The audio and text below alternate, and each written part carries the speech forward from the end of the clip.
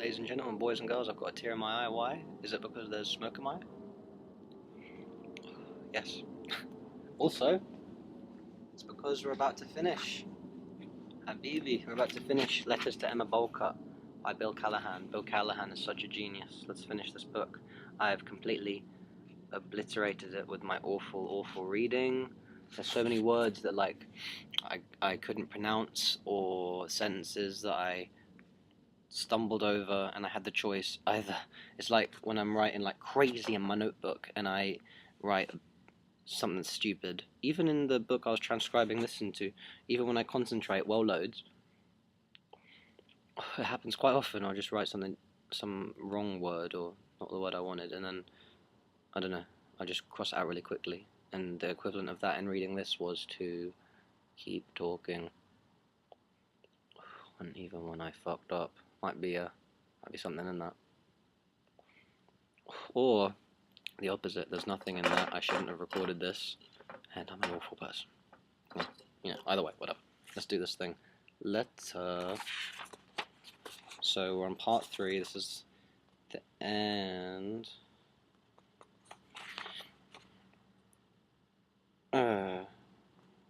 60?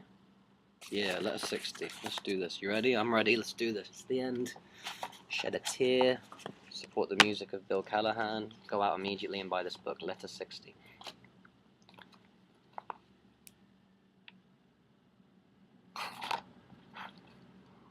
Huh?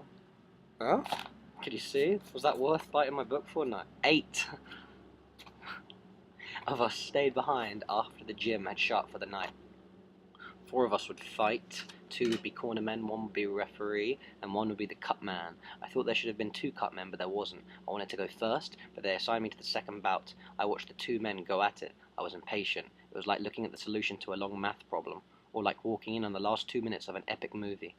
I was paired up against that murderous lawyer with the black in his back and the hastily drawn face. I had seen him go against the heavy bag as if the last breath of air was in there, and he needed it. When the first round started, I expected the lawyer, whose name was Garg or something that sounded like Garg, to rush out on top of me, and that would have been the end probably, but he didn't. He moved to the center of the ring and stood there, covering up, not throwing anything. I threw my first punches, and he remained covered, so I continued, wailing on him for the entire round. His skin was chrome, a body unforgiving. It was his first fight, too. For the second round, I figured he would open up and take some swings at me after getting a feel for what I could do, but he didn't. Same as the first, he stood in defensive posture. Taking pictures, they call it. I hit his arms, I hit his gloves, I hit the side of his head. Bam. Side of his head, and all the parts of his torso that I could. The bell rang to signal the end of round 2, and he went back to his corner. I watched his shadow back, retreating. The only times I got to see his face was at the beginning of a round before he put his gloves up, and at the end when he took them down. It was as if he was holding up a mask. I wanted to see that face, to find some guidance in it. I was disgusted with him. It could be a strategy. At first, I thought he was stupid. Then, I thought he was crazy. Halfway through the third round, I started to think that maybe it was me that was crazy. Expending myself, returning to my corner, a panting noodle, while Garg sat calmly. He was fighting by not fighting, and I was the loser against this bulky void. I knew he'd been taught to fight. Had spent hours and hours throwing hands at cushioned heads and speed bags and heavy bags, and now his moment had come, and he hangs there like a heavy bag himself. Then I drew blood, lots of it. I don't know how. Maybe the laces of his gloves had lacerated his face. The blood was getting on my gloves, and I was wiping it on the referee's shirt so that he wouldn't see it and stop the fight. At the end of the round, the ref looked like a butcher in a sky blue shirt. The fourth was to be the final round. My energy was low, but I thought of the countless others who had soldiered on in similar state. Garg stood in center, ring covered up, and I worked his body. Towards the end of the round, he opened up, like a great bird awakening, and testing its wings with its feet still on the ground. The blows dazed me. I was surprised at how intimate it felt. Almost affectionate, if affection was something unpleasant. Within a few seconds, I was back on my back seeing stars. When I came to, everyone had left except the cut man. He was fiddling with something in the corner. When he saw me move, he said, "Come on, we have to get out of here. We have to get out of here."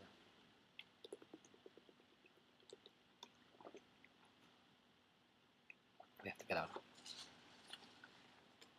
Come on, worldwide audience of literature lovers, Bill Callahan fans, Heartbeat Generation obsessives, you know who you are. The reveals, a picture of a boat.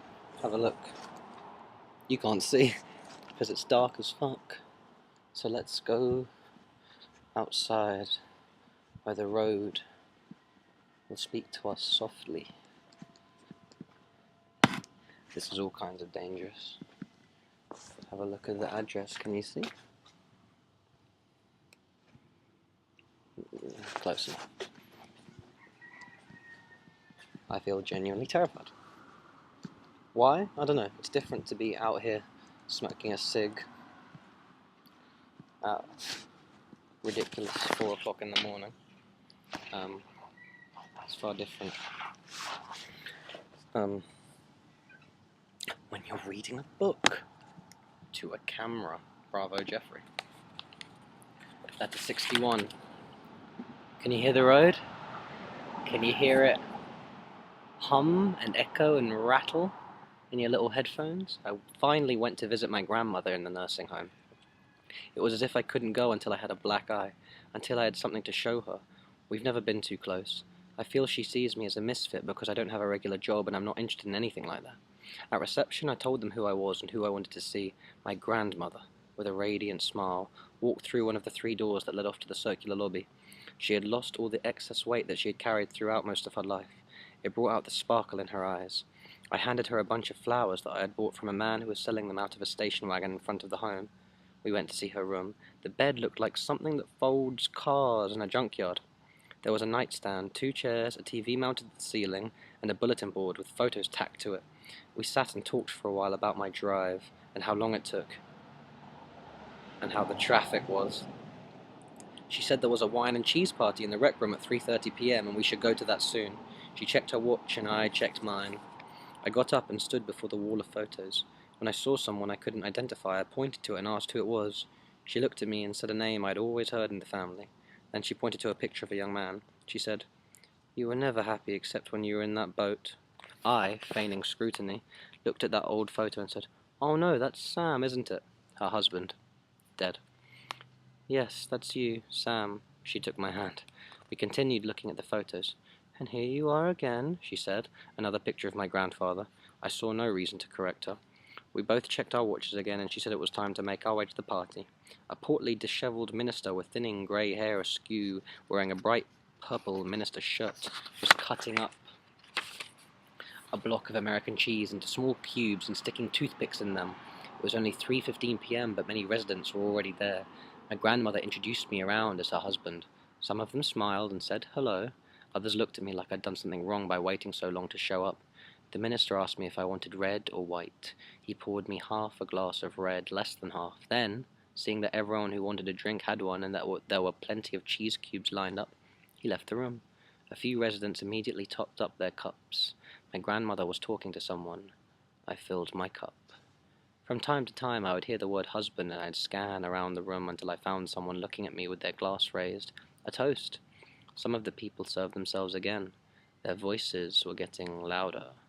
I hadn't eaten much and the goofy juice was going straight to the dome. There was a low medical hum. My grandmother disappeared from the room without me seeing her leave.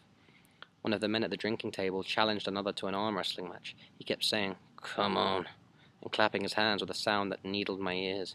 He kept doing it. "Come on. Come on.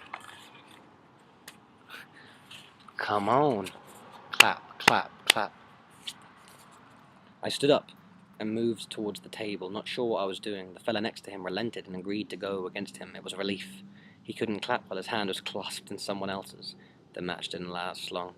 The clapper won. This increased his enthusiasm and the urgency with which he said, "Come on," and clapped. Another fella agreed to wrestle. Eyes were checking the door to see if the minister was coming back. Some of the residents appeared to be betting with cheese cubes.